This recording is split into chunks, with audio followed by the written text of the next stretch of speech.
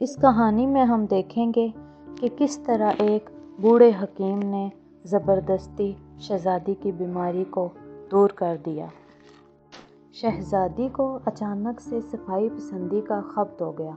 شاہی محل میں کسی کنیز کا ہاتھ غلطی سے شہزادی کے ہاتھ سے چھوٹ جاتا تو وہ اپنے ہاتھوں کو گھنٹوں تک دھوتی رہتی تھی۔ کھانے پینے کے صاف برتن شہزادی اپنے سامنے دوبارہ صاف پانی سے دھلواتی تھی۔ کھانا بھی بہت کم کھانے لگی، جس کی وجہ سے وہ بہت کمزور ہو گئی تھی۔ بادشاہ کو اس کی بہت فکر تھی۔ اس نے شاہی حکیموں سے شہزادی کا بہت علاج کرایا، مگر کوئی حکیم بھی شہزادی کا مرض نہ سمجھ سکا۔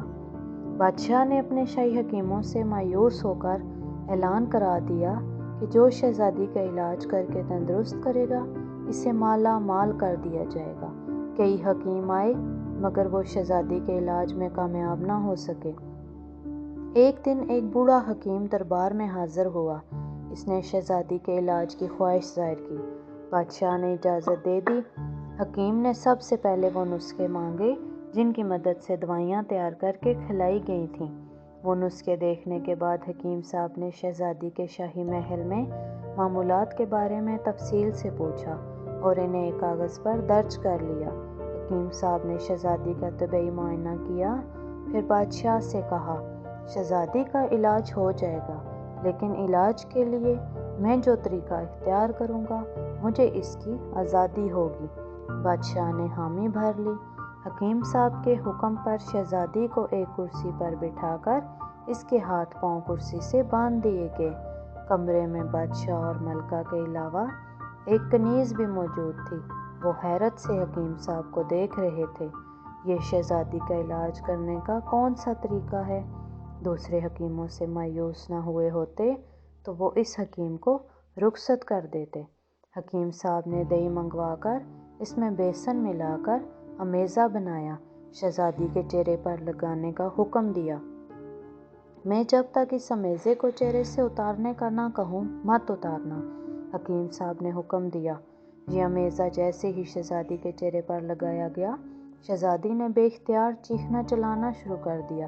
اس کے بعد حکیم نے ایک گلاس پانی منگوایا، اس میں سے 2 گھونٹ بادشاہ سلامت کو پینے کو دیا۔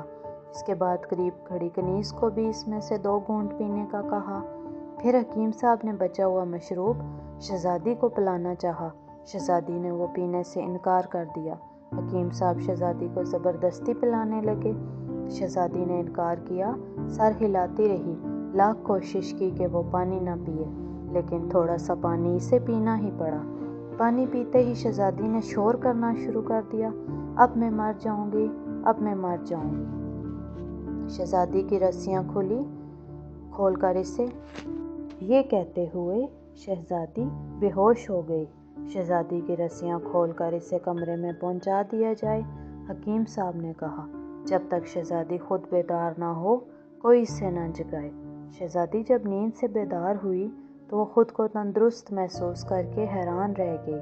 اب حکیم صاحب روزانہ شہزادی کو مختلف دوائیں کھلاتے تاکہ اس کی طاقت بحال ہو جائے۔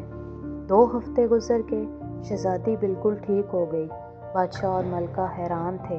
بادشاہ کے پوچھنے پر حکیم صاحب نے بتایا، شہزادی صاحبہ کو کوئی جسمانی بیماری نہیں تھی۔ شہزادی کے ذہن میں یہ بات بیٹھ گئی تھی کہ ذرا سی بے احتیاطی بھی وہ بیمار ہو جائے گی، اس لیے یہ صفائی کا بھرپور خیال رکھتی تھی۔ حد یہ کہ کسی سہیلی یا کنیز کا ہاتھ لگنے پر شہزادی صاحبہ خوف زدہ ہو جاتیں، گھنٹوں اپنے ہاتھ دھوتیں کہ ان کے ہاتھ پر جو گندگی لگ گئی ہے اسے صاف کرنا ہے، ورنہ یہ چیز انہیں مار بھی سکتی ہے۔ نفاست پسندی کے سبب یہ ذہنی الجھن کا شکار ہو گئی تھیں۔ میں نے شہزادی صاحبہ کو زبانی طور پر سمجھایا، صفائی اچھی بات ہے، لیکن حد سے زیادہ نفاست پسندی نقصان دہ ہے۔ یہ بات میں شہزادی صاحبہ کو سمجھانے میں کافی حد تک کامیاب رہا ہوں۔ میں نے شہزادی صاحبہ کو ایسی دوا بھی دی ہے جس سے انہیں تیز بھوک لگے گی، کھانا کھانے پر مجبور ہو جائیں گی۔ اب شہزادی صاحبہ ذہنی طور پر صحت مند ہو گئی ہیں، ہاتھ چھونے پر اب یہ اپنے ہاتھ نہیں دھوتیں۔ بادشاہ اور ملکہ حکیم صاحب کے طریقہ علاج پر بہت خوش ہوئے، اس لیے انہوں نے حکیم صاحب کو مالا مال کر دیا، شاہی حکیموں میں شامل کر لیا۔